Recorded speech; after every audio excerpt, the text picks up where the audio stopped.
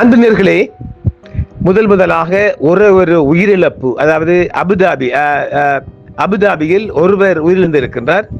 ஈரானிய ஏவுகணை, பாலிஸ்டிக் ஏவுகணை பலவற்றை இடைமறுத்து தாக்கியதாகவும், தலைநகர் அபுதாபியில் ஒரு கட்டிட இடிபாடுகளில் ஒருவர் சிக்கி உயிரிழந்ததாகவும், அது எந்த நாட்டவர் என்பதும் இன்னும் தெரியவில்லை என்பதும் ஐக்கிய அரபு எமிரேட்ஸ் பாதுகாப்பு அமைச்சகம் தெரிவித்திருக்கின்றது.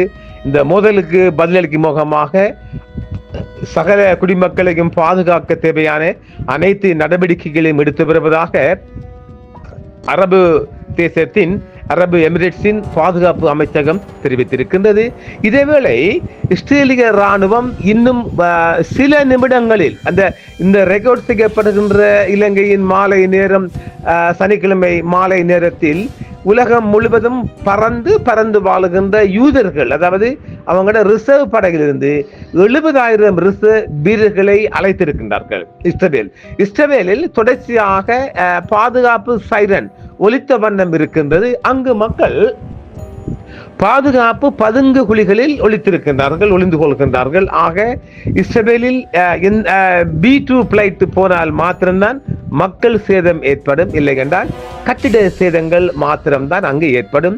இதேவேளை மேற்கு ஈரானில் உள்ள ஈரானிய ஆட்சியை சேர்ந்த பல இராணுவ இலக்குகள் மீது இஸ்ரேலிய இராணுவம் தற்பொழுது பரந்த அளவிலான தாக்குதல்களை தொடர்ச்சியாக நடத்தி வருகின்றது.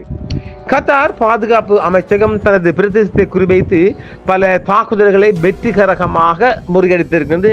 கடந்த 6ஆம் மாதம் ஜூலை வாக்கு நடைபெற்ற யுத்தத்தின் போதும் கத்தார் அவங்களோட ஏர் டிஃபென்ஸ் சிஸ்டத்தின் மூலமாக பல ஏவுகணைகளை இடைமறுத்து காப்பாற்றி இருக்கின்றது.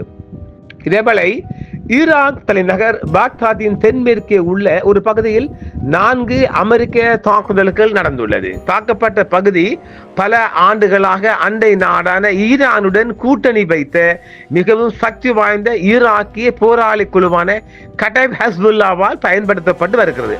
அந்த இலக்குதான் அமெரிக்காவால் தாக்கப்பட்டிருக்கின்றது. இன்று அதிகாலை தொடங்கிய ஈரானுக்கு எதிராக அமெரிக்காவும் இஸ்ரேலும் இணைந்து நடத்திய தாக்குதல்களின் நோக்கம் மற்றும் அளவு கடந்த ஜூன் மாதம் ஈரானுக்கு எதிராக நடத்திய ட்ரம்ப் உத்தரவிட்ட இராணுவ நடவடிக்கைகளை விட மிகவும் விரிவானதாக தெரிகிறது. புதிய பிரச்சாரம் மிகப்பெரிய தாக்குதலாக அமைகிறது. ஆரம்ப தாக்குதலில் மத்திய கிழக்கை சுற்றியுள்ள தளங்களில் இருந்தும் 1 அல்லது அதற்கு மேற்பட்ட விமானம் தாங்கிய கப்பல்களிலிருந்தும் ஏவப்பட்ட தாக்குதல்கள் விமானங்கள் மூலம் அமெரிக்கா டசன் கணக்கான தாக்குதல்களை நடத்தியதாக ஒரு அமெரிக்க அதிகாரி சற்று முன்னர் தெரிவித்திருக்கின்றார் சர்வதேச ஊடகம் ஒன்றுக்கு. 2003ஆம் ஆண்டு ஈராக் போருக்கு பிறகு இந்த போர் விமானங்கள் மிகப்பெரிய அமெரிக்க இராணுவ கட்டமைப்பின் ஒரு பகுதியாகும் என்றும், மேலும் இந்த பணியில் 2 விமானம் தாங்கிய கப்பல்கள், பல கடற்படை அழிப்பாளர்கள் மற்றும் 50க்கு மேற்பட்ட போர் விமானங்கள் அடங்கலாக இந்த தாக்குதல் நடைபெற்று வருகின்றது. நாங்கள் ஈரானியர்களின் ஏவுகணையை அழித்து அவர்களின் ஏவுகணை தொழிலை தரைமட்டமாக போகிறோம் என்று திரு ட்ரம்ப் இன்று அதிகாலையே தெரிவித்திருக்கின்றார். நாங்கள் அவர்களின் கடற்படையை அழிப்போம், திரு ட்ரம்ப் வீடியோவில் கூறியிருக்கின்றார். பிராந்தியத்தின் பயங்கரவாத பிரதிநிதிகள் இனி பிராந்தியத்தையோ அல்லது உலகத்தையோ இஸ்ரத்தன்மைக்கு ஆளாக்கி எங்கள் படைகளை தாக்கி அவர்களின் சாலையோர குண்டுகளை பயன்படுத்தாமல் இருப்பதை நாங்கள் உறுதி செய்ய போகிறோம் என்றும், ஏனெனில் அவர்கள் சில நேரங்களில் ஆயிரக்கணக்கான மக்களை மிகவும் மோசமாக காயப்படுத்தி கொல்ல அழைக்கப்படுகிறார்கள் என்றும், இதில் பல அமெரிக்கர்கள் உள்ளனர், ஆனால் ஈரான் அணு ஆயுதத்தை பெறாமல் இருப்பதை நாங்கள் உறுதி செய்ய வேண்டிய கடமை இருப்பதாகவும் திரு நெய்னா தெரிவித்திருக்கின்றார். ஈரானிய உச்ச தலைவருக்கு நேரடியாக அறிக்கை அளிக்கும் இறையியல் சார்ந்த படையான ஈரானின் இஸ்லாமிய புரட்சிகர IRGC கிட்டத்தட்ட 2 லட்சம் உறுப்பினர்களை கொண்டதாக மதிப்பிடப்பட்டுள்ளது.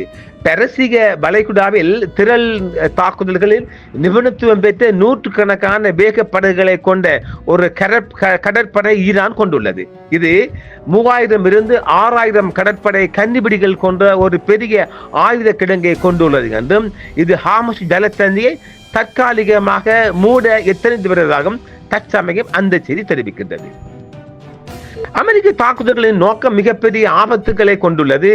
பிரச்சாரம் அமெரிக்க உயிரிழப்புக்கு வழிவகுக்கும் என்று திரு ட்ரம்ப் கூறியது போல் கூட்டு தலைவர்களின் தலைவரான ஜெனரல் டான் கைன் சமீபத்தில் தனிப்பட்ட கூட்டங்களில் அமெரிக்க துருப்புக்கள் கொல்லப்படலாம் அல்லது காயப்படக்கூடும் என்று திரு ட்ரம்புக்கு ஒரு ஆலோசனை கொடுத்து எச்சரிக்கை கொடுத்திருந்தார். ஜெனரல் கைனின் இந்த செய்தி உலக பரப்பில் மிக பெரிதாக பார்க்கப்பட்டது. ஆனாலும் திரு கைனின் எச்சரிக்கையை திரு ட்ரம்ப் ஒப்புக்கொண்டதாக தெரியவில்லை. அவன் தான் விடாக்கண்டன் கொடக்கண்டனாச்சே இது நெய்னா. மேலும் கணிசமான அமெரிக்க உயிரிழப்புகள் ஏற்படலாம், நிச்சயமாக விமர்சனங்களின் பனிச்சரிவாக இருக்கும் என்பதில் இருந்து தன்னை பாதுகாத்துக் கொள்ள ஏற்கனவே நடவடிக்கை எடுத்து வருவதாக தெரிகிறது. சனிக்கிழமை தாக்குதலுக்கு முன்னதாக பென்டகன் பிராந்தியத்தில் சில துருப்புக்களை வெவ்வேறு இடங்களுக்கு மாற்றி இருக்கின்றது. ஈரான் மீதான தாக்குதல்கள் பல நாட்கள் வாரங்கள் இல்லை என்றால் நீடிக்கும் என்று அமெரிக்க அதிகாரிகள் எதிர்பார்க்கின்றார்கள். திரு ட்ரம்ப் தனது கருத்துக்களில் ஈரானிய ராணுவத்தை முறியடிக்க விரும்புவதாகவும் கூறுகின்றார். 6 லட்சத்துக்கு மேற்பட்ட துருப்புகள் மற்றும் அதன் காவல்துறை கூட எந்த ஒரு சண்டையும் கைவிட வேண்டும் என்றும் ஜனாதிபதி மசூத் பெசஸ்கியன் பாதுகாப்பாக இருப்பதாக இப்போது 2 முறை கூறியான செய்தி வந்திருக்கின்றது. யார் அல்லது என்ன தாக்கப்பட்டது என்பது குறித்து இன்னும் அதிக குழப்பம் நிலவும் நேரத்தில் இந்த அறிவிப்பு வந்துள்ளது. பெசஸ்கியன் மற்றும் ஈரானிய உச்ச தலைவர் இருவரும் வழக்கமாக வசிக்கும் கேட் வளாகத்தில் தாக்குதல்கள் நடந்ததாக ஈரானிய செய்தி நிறுவனங்கள் தற்பொழுது சர்வதேச செய்திகளுக்கு செய்தி கொடுத்திருக்கின்றது. அமெரிக்க கடற்படையின் 5வது கடற்படையின் சேவை மையம் ஏவுகணை தாக்குதலுக்கு உள்ளானதாக பஹ்ரைனில் அரசு செய்தி வெளியிட்டிருக்கின்றது. கடற்படை தளம் அமைந்துள்ள பஹ்ரைன் தலைநகர் மனாமாவின் மாவட்டமான ஜுபைரில் பல சாட்சிகள் பலத்த வெடிச்சத்தங்கள் கேட்டதாக தெரிவிக்கின்றது. வெடிப்புகள் ஈரானின் தலைநகரான அடர்த்தியான மக்கள் தொகை கொண்ட நகரத்தை உலுக்கி உள்ளதால் சற்று மக்கள் அதிகமாக இறந்து அல்லது காயப்பட்டிருக்க வாய்ப்பு இருப்பதாகவே இன்னும் ஒரு செய்தி தெரிவிக்கின்றது. ஜனாதிபதி மாளிகை மற்றும் ஈரானின் தேசிய பாதுகாப்பு கவுன்சில் மற்றும் பிற முக்கிய அரசாங்க கட்டிடங்களை கொண்ட தெஹ்ரானில் உள்ள ஒரு பகுதியில் தாக்குதல்களை காட்டுகின்றது. மற்றொரு வீடியோவில் ஈரானிய புலனாய்வு அமைச்சகத்திற்கு அருகில் ஒரு தாக்குதலை காட்டுகிறது. ஈரானில் முதல் அலை தாக்குதல்களில் மைய இலக்கு முடிந்தவரை பல தலைவர்களை தாக்குவதாகும் என்று அந்த நடவடிக்கைக்கு நன்கு அறிந்த 3 இஸ்ரேலிய பாதுகாப்பு அதிகாரிகள் தெரிவிக்கின்றார்கள். கத்தாரில் உள்ள அல் உதைத் விமான தளம், குவைத்தில் உள்ள அலி அல் சேலம் விமான தளம், ஐக்கிய எமிரேட்ஸில் உள்ள அல் சப்ரா விமான தளம் மற்றும் பஹ்ரைனில் உள்ள அமெரிக்க 5வது கடற்படை தளம் தலைமையகம் உள்ளிட்ட பிராந்தியத்தை சுற்றியுள்ள அமெரிக்க ராணுவ தளங்களை ஈரானிய ஏவுகணை தாக்குதல்கள் குறிவைத்ததாக ஈரானிய செய்தி சற்று முன்னர் தெரிவித்திருக்கின்றது. ஈரானிய அரசு செய்தி நிறுவனமான IRNA துருக்கியின் எல்லையிலிருந்து சுமார் 30 மைல் தொலைவில் உள்ள ஈரானின் மேற்கு அஜர்பைஜான் மாகாணத்தில் உள்ள உர்மியா நகரில் வெடிப்புகள் ஏற்பட்டதாக தெரிவித்துள்ளது. ஜோர்தானில் வான்வெளியில் நுழைந்து அதன் எல்லையை குறிவைத்து தாக்கிய 2 பாலிஸ்டிக் ஏவுகணைகளை ஜோர்தான் ராணுவம் இடைமறித்ததாக ஜோர்தானிய அரசு நிறுவனம் செய்தி தெரிவித்திருக்கின்றது. நிறுவனம் தெரிவித்துள்ள செய்திகளில் ஏவுகணைகள் எங்கிருந்து ஏவப்பட்டன என்பது தெரியவில்லை என்றும் ஒரு செய்தி தெரிவிக்கின்றது. ஆக தொடர்ச்சியான தாக்குதல்கள் இன்று சனிக்கிழமை நேரம் மாலை நோக்கி நேரத்திலும் தொடர்ச்சியான தாக்குதல்கள் நடைபெற்று வருகின்றது.